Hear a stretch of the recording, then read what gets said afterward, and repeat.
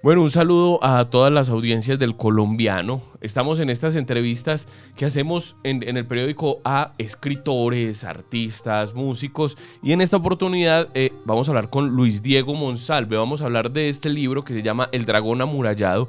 Luis Diego fue embajador de Colombia en China, que es como ser embajador de Colombia en Marte, más o menos, ¿cierto? Luis Diego, bienvenido. Bueno, muchas gracias. Un gusto estar por aquí acompañándolo, Daniel. Oíste, muy interesante este libro del que ya he avanzado en su lectura. Quiero decirte una cosa, yo fui a China, estuve 8 días en Shenzhen. Y cuando uno llega a China, es verdad, llega a un universo inhóspito, desconocido, con el que uno no tiene lo mínimo que debería tener con cualquier persona, y es la capacidad de comunicarse, porque es un lenguaje muy extraño de 7000 caracteres, el chino simplificado, pero además ellos en su código social son herméticos y son cerrados, casi tímidos. Primero que todo, antes de que entremos al contexto, ¿cómo fue para vos llegar a China? Bueno, yo estuve 3 años y medio casi, estuve en el gobierno del presidente Duque, o sea que estuve desde el principio del 19 hasta el 22. Realmente China para mí no era desconocido, pero tampoco era pues un experto en China. Yo ya la había visitado, tenía relaciones por historia empresarial, tenía relaciones comerciales, pero es la primera vez realmente que estaba viviendo en China, trabajando en China. No sé el idioma mandarín, es un idioma muy complicado, es un idioma que después de estar allá, digo que lo tiene que aprender uno joven y tener tiempo para aprenderlo, necesita uno por lo menos un par de años. Al principio de mi estadía traté de recibir algunas clases con una profesora que iba a la casa nuestra con mi esposa, tuvimos 2 o 3 meses de clases y nos enseñó algunas cosas muy básicas, pero nos dimos cuenta que el costo-beneficio realmente era muy difícil. ¿Pero armaste ya una comunidad de hispanohablantes o de personas que hablaban inglés o algo así? Bueno, ahí sí, digamos que en la relación como embajador, digamos, en primer lugar, para el tema de las relaciones muy diplomáticas con gobierno chino, uno siempre tenía que ir con un traductor y yo tenía que hablar en español. Yo hablo inglés, pero igualmente para esas reuniones tenía que hablar en mi idioma nativo.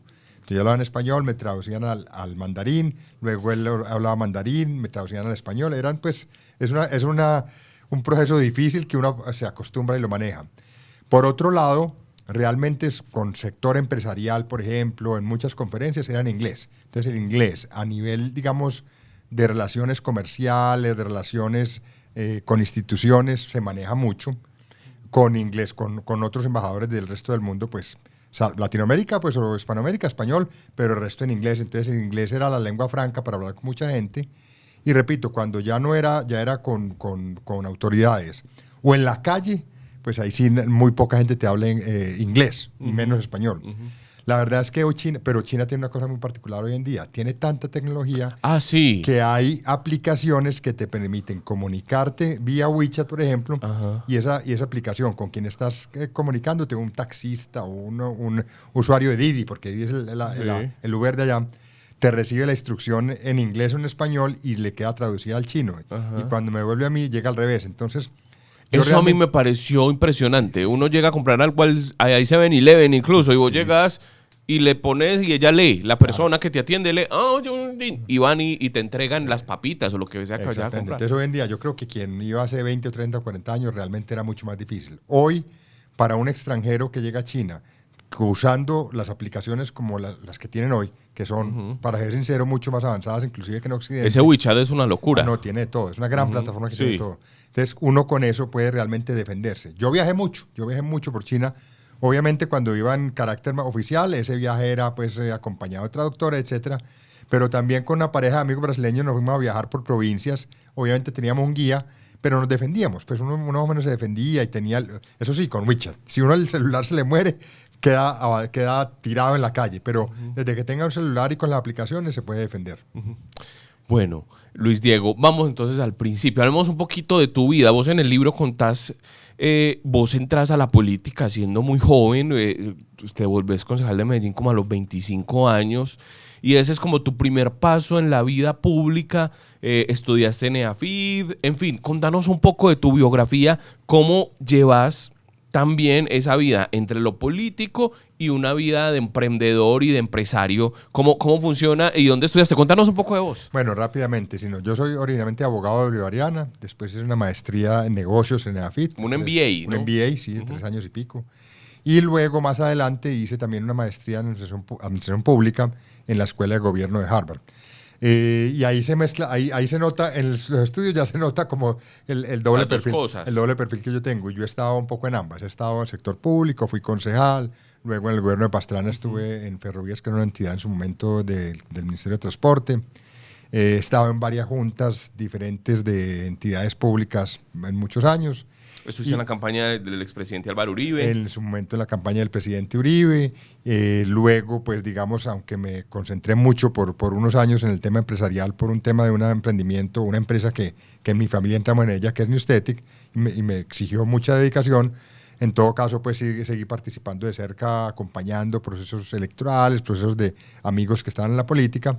Y por coincidencia del destino llegué a conocer a Iván Duque, por allá en el año 2014, 15, cuando estaba recién Cuando llegado. él estaba recién llegado al BID. Recién llegado al BID y acaba de ser electo senador con Uribe. Entonces lo conocí, nos hicimos amigos, empezamos a compartir, a tener conversaciones frecuentes, encontrarnos en eventos. Y repito, también por casualidad, por esa cercanía, pues se dio su lanzamiento a la presidencia. Yo, como otros amigos, pensamos que era una cosa para 6, 8, 10 años. Y resulta que en 2 años terminó siendo presidente. La bendición del expresidente Álvaro Uribe Vélez lo llevó allá. Correcto. Pero antes vos habías tenido una oferta para ser embajador de Corea, ¿no? Sí. Cuando el presidente Uribe llegó a la presidencia, en su momento yo he estado acompañándolo en esa campaña y cercano. Y pues me hicieron esa propuesta. Pero realmente uno tiene momentos en la vida. Claro que hoy lo veo para atrás y digo, de haber dicho que sí, pero bueno, no. En su momento tenía la prioridad que era empresa, una empresa que la cual acababa de llegar hacía muy poco, un par de años, que tenía un momento muy complejo y que había que estar cerca. Entonces, realmente entre el tema empresarial, no tanto familiar, aunque sí, pues mis hijos estaban pequeños, empezando a entrar a estudiar. Entonces, pero principalmente el factor empresarial fue el que más me hizo decir, no, yo no me puedo ir tan lejos. Pero sí tenías un llamado de Asia. Sí, parece, exactamente. Eso fue como algo me estaba llamando. Y es algo que vos pones aquí en el libro como si una mano, pongamos la providencia, te hubiera acomodado todo para que finalmente tu vida y tu destino te llevara a China. Explícanos un poco de eso. Bueno, yo creo que, a ver, yo siempre he pensado que Colombia es un país que no mira mucho más allá de sus narices, de su ombligo, y eso lo dice mucha gente. Somos más bien cerrados, no tenemos mucha proyección internacional. Dependemos mucho de Estados Unidos. Dependemos mucho de Estados Unidos, que no es malo. No es malo, pero hay que tener planes B. Exactamente. Entonces, dependemos mucho de Estados Unidos. Estados Unidos es un gran país, es nuestro gran socio y aliado. Y yo nunca. Totalmente. Y incluso mis hijos nacieron allá y yo tengo mucha cercanía con el país. Pero más allá de eso, Colombia le ha faltado mirar mucho más a otras regiones. Entonces, en parte porque dentro de mi negocio nosotros hemos sido principalmente muy orientados a la exportación. Vendemos en más de 60 y pico países en Newstetic. Pues ya tenía esa visión. ¿Y qué venden? Paréntesis. Productos odontológicos y farmacéuticos. Entonces había estado ya durante todos estos años pues visitando congresos, mercados, visitando muchos países, entendiendo esa dinámica global. Y el tema del Asia siempre me llamaba la atención, mucho, pues, pues sin conocer mucho, porque tampoco conocía mucho, siempre decía, bueno, este crecimiento de China, ¿para dónde va este país? Es un país muy desconocido en Colombia. Colombia, nosotros tenemos una visión, yo me encuentro con gente que me dice, China, claro, allá como donde pones la gente a trabajar en fábricas 20 horas diarias y tenemos no les pagan nada. Y todavía una mirada como de que China sigue siendo rural, ¿no? Correcto. Y la visión... China realmente es un país que ha tenido una gran transformación en los últimos 50 y muy rápida. Muy rápida. Pues es que mira que cuando yo fui a Shenzhen, qué pena aquí la autorreferencia, me sorprendió mucho porque en 1984 Shenzhen era un pueblito de pescadores, o sea, Soledad Atlántico. Claro. Y hoy es la tercera ciudad, la punta tecnológica, la sede de Huawei, por ejemplo. Absolutamente. ¿No? En 40 años se transformó en eso. Absolutamente. Y así todo el país. ¿Por qué? Hombre, porque allá... la República Popular China pues tiene un sistema político comunista donde lo maneja un solo partido, eso es indudable. Eso es conocido, sí. Conocido, pero el sistema económico realmente tuvo una transformación profunda a finales de los 70, a principios de los 80. Llegó un líder que era Deng Xiaoping y dijo apertura y reforma. Dijo, bueno, aquí... Después de Mao. Después de Mao. Y él dijo aquí, porque estaban muy pobres, realmente era Sí. un país muy pobre. China a finales de los 70 era un país con una pobreza absoluta. Ruralísimo. Muy rural, muy, muy pobre. Digamos que per cápita era menos de la mitad de Colombia en ese momento. Menos de la mitad, pues un 20 o 30%. O sea, había mucha pobreza absoluta. Y llegó y él dijo, bueno, no, vamos a abrirlas, vamos a abrir el país. Lo hizo muy bien organizado. Shenzhen fue una de las primeras ciudades que la puso como punta de lanza. Varias ciudades del Pacífico, de la costa. Y lo que hicieron fue aprovechar un momento histórico donde europeos y americanos querían encontrar una plataforma de manufactura barata y con capacidad, con buena mano de obra, con gente educada, que sí había educación. Entonces lo que hicieron fue abrirse para que llegaran empresas extranjeras a invertir. Y hubo una disparada impresionante de China. China, a partir de ese momento de la apertura de reforma, hasta los años 2010, 15, estaba creciendo. Creció durante 30 y pico de años a más del 10% anual. Eso es una cosa enorme. Eso implica una generación de riqueza y un crecimiento total. Luego, ya a partir del 2015 en adelante, se ha ido frenando. Ya es un país, ya es la segunda economía del mundo hoy en día. Que tocó techo. Es que tocó techo para crecer a niveles. Hoy crece a un nivel... Mejor dicho, crecen del 4,5 al 5%, que para nosotros sería la gloria. Claro, para nosotros crecemos a nivel que 2% máximo. 2,5% este año aproximadamente. Vamos 2,3%. Exactamente. Entonces, China, pues hoy está en niveles del 4,5 a 5. Ya tiene unos problemas diferentes de país ya más desarrollado.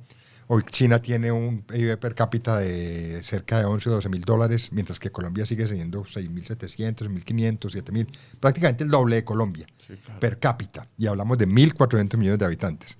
Entonces, es realmente un país que tuvo una explosión económica, un país que se urbanizó mucho también, o sea, el desarrollo se orientó hacia las grandes ciudades. Entonces, hay unas grandes ciudades. Hoy China tiene más de 100 ciudades por encima de 1 millón de habitantes, con un desarrollo, sobre todo la parte urbana, impresionante.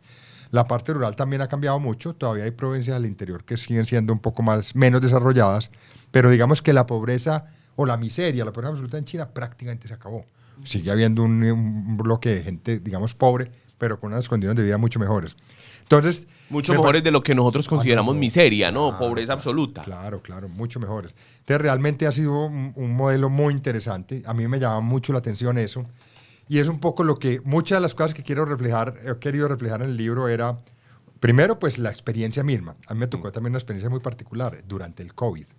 Eso sí te iba a decir, es que a eso íbamos, porque vos te vas, 2019 recibís la embajada y te toca el COVID, ¿no? Exacto. Y vos sos el que, además, ustedes recordarán que hubo un vuelo muy importante de Wuhan a Colombia, Wuhan donde nació el COVID, y eso fue organizado por vos, o sea, vos te pusiste la camiseta, como dicen ahora. Sí, bueno, no fue nada fácil.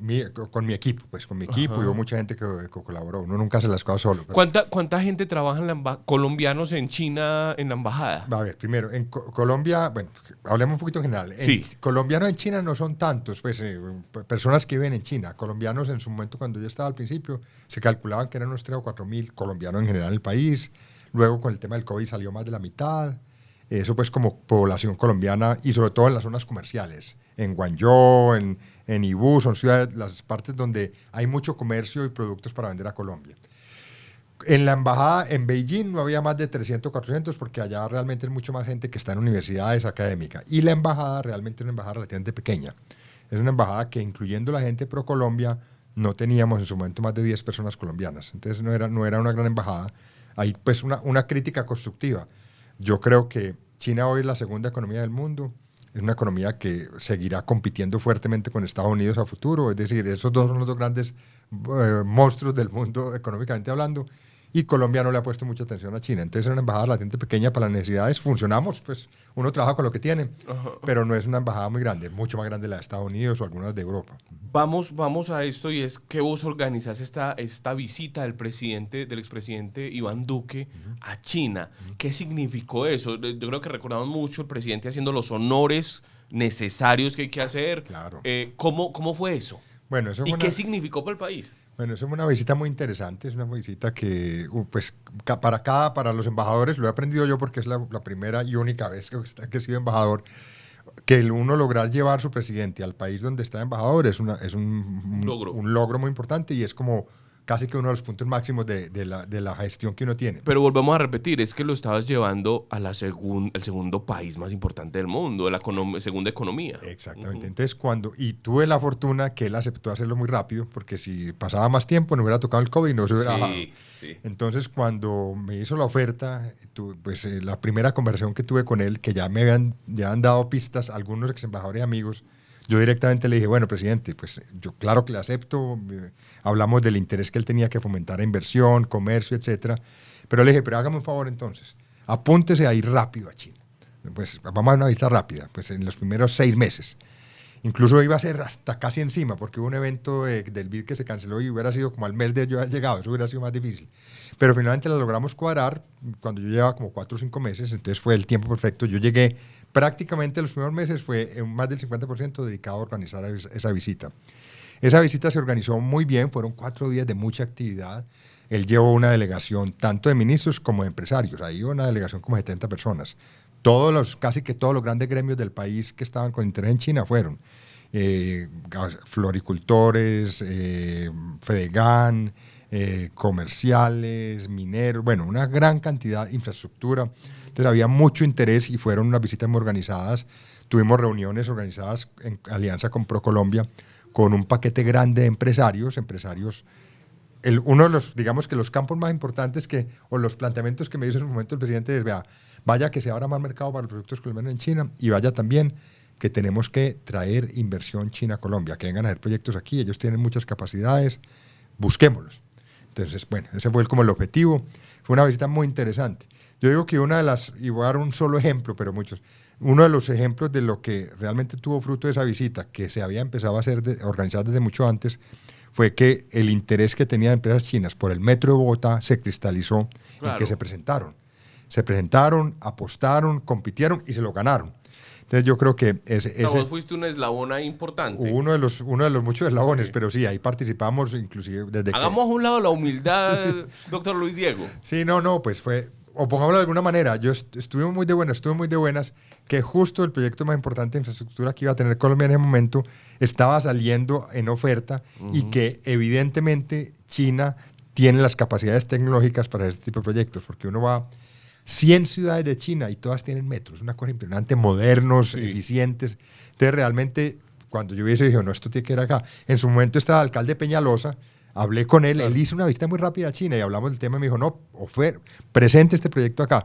Y obviamente, cuando ese final del 2019 se aprobó y se ganó la licitación de la empresa china, hicimos fiesta en la embajada. Claro. Porque obviamente era una gestión que nosotros estábamos haciendo.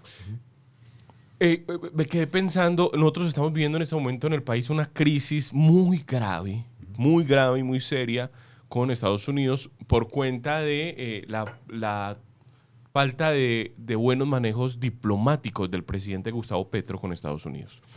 Y ahí es donde dicen, bueno, hay que buscar otras salidas por el momento, mientras llega otro gobierno que arregle las cosas, pongámoslo así.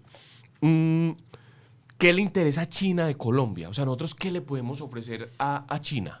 Bueno, en primer lugar, fue un punto aparte. Yo creo que hay que recomponer las relaciones con Estados Unidos. Estados Unidos es el principal mercado nuestro de lejos. Y los tenemos aquí a tiro de piedra. Estamos estratégicamente muy bien ubicados, representa el 30-40% de nuestras exportaciones. Eso no se va a reemplazar fácilmente. China es un gran mercado potencial, pero en el corto plazo no soñemos con que vamos a poder. Eso es muy largo, esas negociaciones. Sí, son largas. Y además no solamente el gobierno abre mercado, pero son los empresarios que tienen que llegar a ofrecer, a vender, a moverse, a conseguir clientes. Eso toma años. Entonces, primer punto para ponerlo claro, ¿cierto? Más allá de eso, yo creo que China sí tiene, como pasa con el resto de Latinoamérica, China tiene mucho interés en la región latinoamericana en temas comerciales y de inversión. ¿Por qué? Porque para China tiene una necesidad grande por su tamaño de economía, por sus industrias, porque tiene una población muy grande y no tiene tantas tierras disponibles para producir la comida que necesita. Porque hay mucho desierto, ¿no? Entonces hay mucho desierto, hay zonas altas. Y tengo entendido que los negocios que ellos tienen con Argentina para el tema de la soja es enorme, ¿no? Eso sostiene Argentina. Entonces les cuento, mire, Argentina, Brasil, Uruguay, Chile, Perú, tienen grandes negocios de exportación con China. Es decir, para muchos de esos países el primer mercado de exportación es China, por encima de Estados Unidos. Colombia estamos muy lejos. Colombia, digamos que mientras que Brasil exporta 80, 90 millones de dólares, Chile le exporta a Chile, que es más pequeño que nosotros, pues un poquito más desarrollado, pero más pequeño, le exporta cerca de 40 mil millones de dólares. Perú le exporta como 30 y pico mil. Colombia solamente le exporta 3.000 aproximadamente. Y es casi todo petróleo, crudo. Es decir, en los otros productos apenas estamos haciendo un esfuerzo en café que hemos ido avanzando. Ahora llegó la carne bovina, que por fin es una gestión que hicimos y que más adelante se logró ya hace un año, algo así, poner en marcha. Entonces, Colombia podría en mucho sector agrícola, agroindustria, ser un proveedor importante para China, mucho más de lo que es hoy, como lo son otros países de Latinoamérica. Es decir, podríamos pasar fácilmente en 5, 6, no tan fácil, pero bueno, en 5, 6, 8 años de vender 3.000 a vender 6, 7, 8, 10 mil millones de dólares a China. Y eso sería un gran potenciador de las zonas agrícolas de Colombia. Entonces sí, le compran soya le vende Argentina, le vende Brasil, maíz le vende Brasil cantidades impresionantes, carne, mejor dicho, todo lo que produce Uruguay, mucho de lo que produce Argentina, mucho de lo que produce Brasil.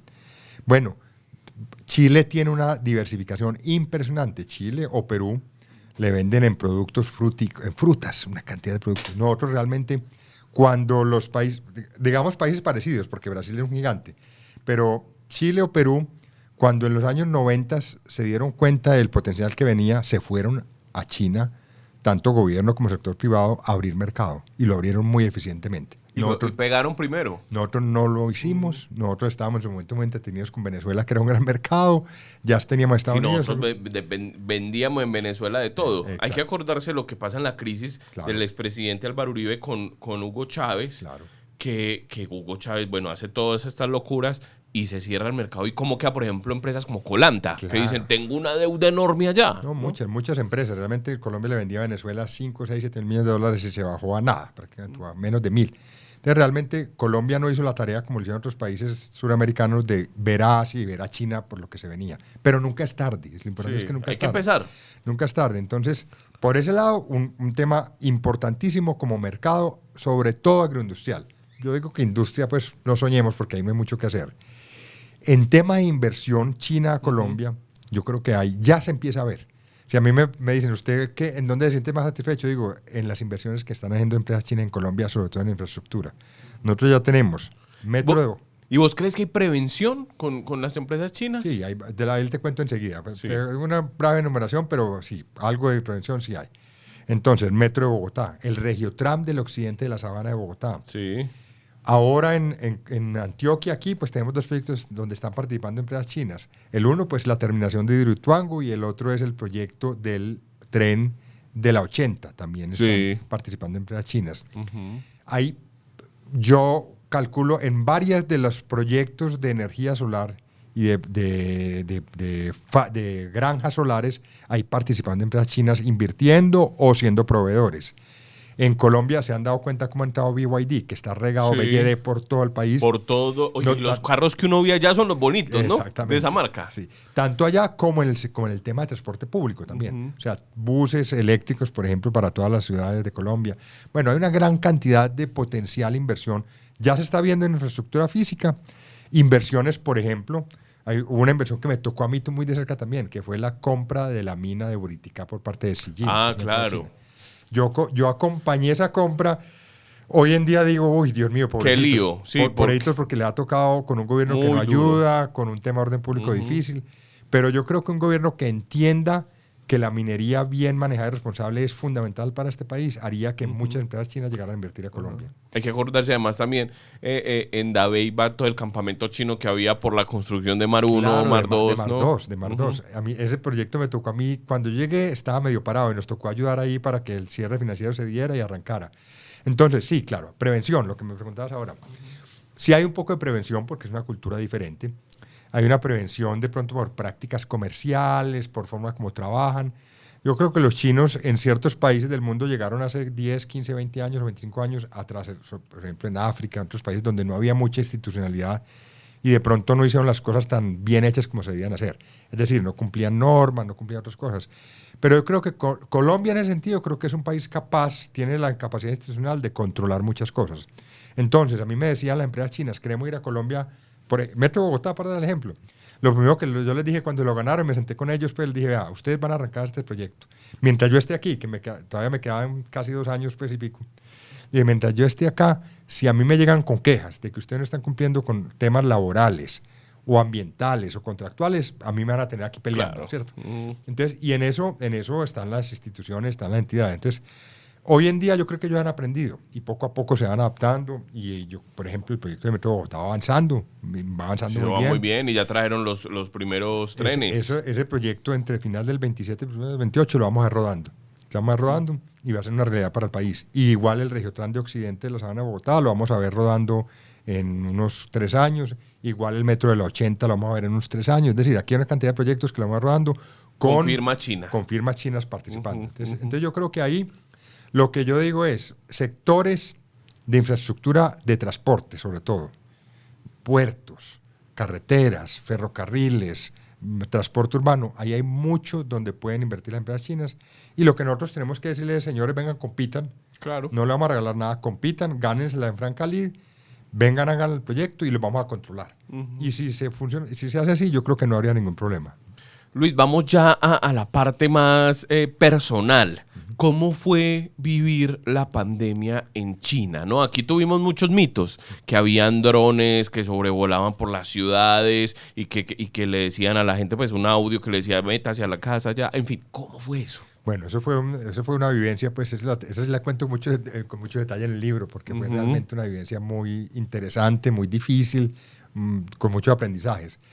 Cuando a principios del 20, finales del 19, principios del 20, empezó el rumor de que algo estaba pasando en Wuhan, pues nosotros empezamos a ver, bueno, ¿qué está pasando? Y había un rumor, pero no había nada claro, y el tema se mantuvo más bien en secreto, la verdad, hasta que realmente explotó. O lo mantuvieron ellos en secreto hasta que explotó. Pues bueno, cuando el tema explotó, nos tocó en su momento inmediatamente ver qué pasaba. El primer tema claramente pues, relacionado con Colombia fue la gente que estaba en Wuhan colombiana. Porque la pandemia empezó en esa provincia, no se regó por el resto del país muy poco, es un tema muy importante. Allá en la provincia se controló, se cerró, se aisló completamente y el resto del país entró en un modo medio cierre, pero no total. Lo que hizo el gobierno chino muy eficientemente, porque tiene la capacidad de hacerlo, es empezar a controlar a través de tecnología, a través de reconocimiento facial, a través de aplicaciones a todo el mundo. Y ellos tienen, pues el que vaya hoy a China sabe que uno ve cámaras por todas partes. Y todo. A mí me sorprendió, qué pena que meta la cucharada. Cuando yo fui a Shenzhen, aterrizamos en Hong Kong. Y en Hong Kong nos montamos a unas vancitas. Saben que Hong Kong es China no continental, además que bueno, tiene un régimen especial. Y llegando a Shenzhen en carro, pasamos por un puesto de migración. Y yo recuerdo que yo entré al puesto y era quizá de ancho unos 20 metros. Y aquí yo creo que había por ahí 300 cámaras. Total. Y radares de temperatura, porque fue el año pasado que fui.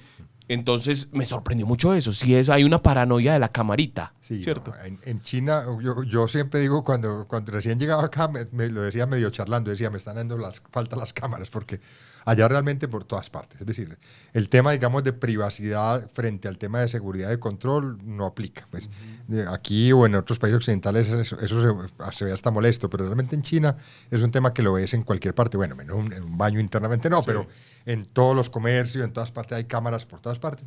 Y esas cámaras están conectadas a unos sistemas, digamos, de reconocimiento. Entonces, yo digo que en China, el gobierno chino sabe dónde está cada persona en cada momento en todo el país. Eso está claro. En el tema, pero eso permitió hacer un control muy eficiente. Los primeros años de la pandemia, primero controlaron el tema en la región donde nació, en Wuhan, la provincia de Hubei. Lograron controlarlo a los 3, 4, 5 meses. Yo fui a esa ciudad a los 6, 7 meses, a Wuhan, al centro, y fui a los primeros que fui diplomáticos. Pues invitaron y dijo, yo me voy. Si están invitando es porque ya lo tienen controlado. Entonces lograron controlarlo muy rápido y en el resto del país hubo muchos controles, pero hubo muy pocos casos. Realmente se empezó a lograr a controlar de una manera que en cierto momento, cuando el resto del mundo estaba explotado de casos, China estaba casi limpio, pues solamente había casos puntuales, y cuando había un caso, un solo caso, en una región, en una ciudad, había un caso en un barrio y el barrio entero lo encerraban. Y lo aislaban y hasta que no controlaban, y a esa persona la buscaban y la llevaban a un sitio especial para cuidarla y controlarla hasta que no estuviera aliviada. Bueno, era una cosa pues de un control impresionante, duro, pero funcionó. Entonces, eso, por ejemplo, que me permitió a mí, que a los meses, cuando ya se había controlado la pandemia, entrar y salir de China era casi imposible, porque había unas cuarentenas y unas regulaciones muy difíciles que hacía muy difícil salir o entrar, pero viajar dentro de China sí era posible. Yo viajé mucho dentro de China durante año y medio, cuando el resto del mundo estaba cerrado, China estaba medio abierto. Luego ya en el 22, que fue mis últimos meses en China, llegó el Omicron, que fue esa variante muy agresiva. Sí. Muy agresiva y muy rápida, que se regaba muy rápido. Eso sí los golpeó mucho, porque eso sí no lograron controlarlo tan bien, se frenó mucho, se cerró Shanghái, otras ciudades. Y ese fue el momento, yo ya había salido a pocos meses antes, cuando decidieron abrirse. Y en esa apertura pues hubo mucha gente que, pues, dicen que falleció mucha gente, porque no habían tenido casi infecciones. Claro. Entonces lograron, se abrieron, ya decidieron abandonar todos los controles, hubo problemas y luego ya pues, siguieron adelante. Entonces, pues fue un tema muy interesante. Yo lo estaba viviendo, digamos, antes de que llegara al resto del mundo y aquí a Colombia, cuando empezó a hablarse de que estaba llegando a otros países, porque al principio pensaron que era algo así como el SARS del 2003-2004, que fue algo que pasó grave, pero que se quedó principalmente en Asia. Aquí fueron 700, 800 muertos. Uno decía, uy, qué horror, 700, 800 muertos, para saber lo que pasó después. Pero cuando ya empezó a regarse y cuando empezó a salir a otros países y cuando dijeron, llegó a Italia, llegó no sé qué, yo me acuerdo de haberle dicho al ministro Fernando Ruiz, el de Salud en ese momento, le dije, ministro, va a llegar a Colombia, olvídese que eso va a llegar, prepárense. Y entonces hablamos mucho, porque ya en su momento el avión iba volando y estaba llegando a Colombia con la gente de acá. Yo estaba muerto del susto de China. Dije, ahora llega en ese avión el virus y me van a crucificar a mí. A vos, sí. Pero bueno, ahí no llegó nadie afectado, afortunadamente. Pero sí, a los pocos días, como a los 15 días de que llegara esta gente a Colombia, llegaron los primeros casos a Colombia. Claro, me Entonces, acuerdo. ahí recuerdo decirle al ministro, cierren fronteras, hagan todos los controles, bueno. Entonces, realmente a nosotros nos cambió mucho la dinámica. Primero, pues ya el intercambio personal y comercial pasó a segundo plano los siguientes meses o casi año, 2 años. Y el tema central para nosotros en la embajada se volvió ser centro logístico para temas que necesitaba Colombia por la pandemia. Claro. Entonces, China es un gran productor de mascarillas, de pruebas, de uno, de lo otro.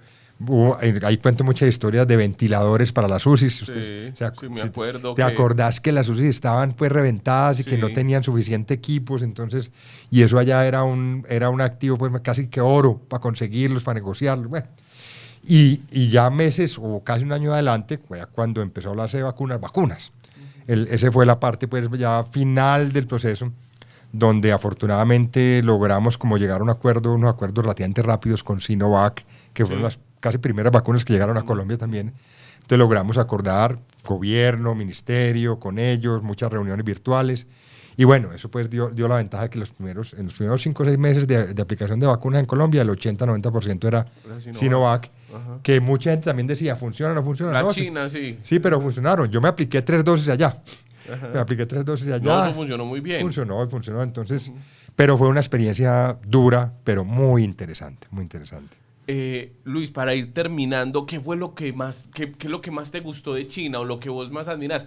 Yo recuerdo el tema de la comida, que siempre es como un cliché, ¿no? Ay, que la comida, que si comió el roedor o no, que eso es un mito casi completo. Pero si hay una cosa, es que uno entra a todos los restaurantes y huelen a hervido. Sí. Todo es hervido y masitas hervidas por todas partes. Sí. Y quizás lo más gracioso es cuando ponen el pollo, que lo ponen completo con el pescuezo así a un lado ya cocinado.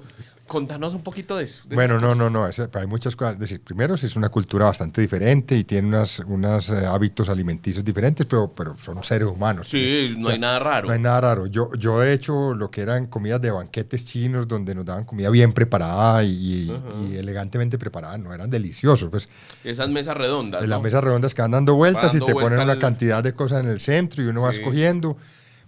ahora que hablabas del pollo, por ejemplo, ellos muchas veces se comen el pollo con los huesos. No es como nosotros a las presas, sino que lo parten. Entonces la gente tiene que meter el pedazo a la boca y botar el hueso. Esos son costumbres que uno tiene que manejar. Pero yo realmente con la comida no tuve ningún problema. Había algunos platos relativamente raros que uno pues le hacía la cara. Sopa de anguila, por ejemplo, me acuerdo de esa. Sí. O el famoso pepino de mar, que ese yo lo menciono mucho porque es un plato difícil de comer. Mucho. Muy difícil. Y para ellos es un manjar. Entonces también hay que manejarlo.